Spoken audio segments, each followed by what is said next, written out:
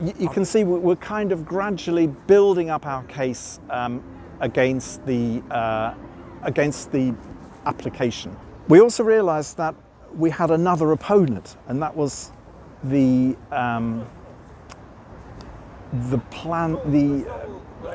plans department, the planning department in Leeds City Council, because it quickly became apparent that they were absolutely on board for the expansion, and they were making it easier for the airport to send in the right sort of information. They even had one of the senior officers establish an office space in the airport itself, where she was advising the airport how they could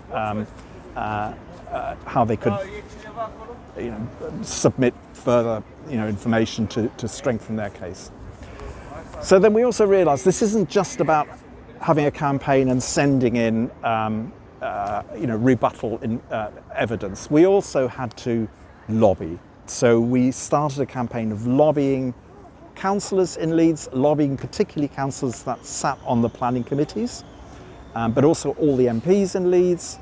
And actually we got all the Labour MPs on side, and we got a lot of Lib Dems on side, largely councillors because there's not that many Lib Dem MPs, but even some Conservative MPs were sympathetic. Some of the people on the committee managed to get very friendly with reporters from Look North and Calendar, so we now have a sort of a large list of media organisations that are receptive when we approach them, or when we send a press release. This is one of the advantages of having gone through that legwork at the beginning. But we used that as much as we could to publicise some of the false claims that the airport were making as part of their application, and so on and so forth. So we had to use the media, we had to lobby. And of course, we used the university, and we had people on the committee that were at the university. One had a PhD in a subject very close to climate science, and she had all the links with all the PhD students and all the professors that were right behind us, including one of the staff that is currently the acting head of the Climate Change Committee. Fast forward 2 years, February 2022, plans panel meet, they pass the application.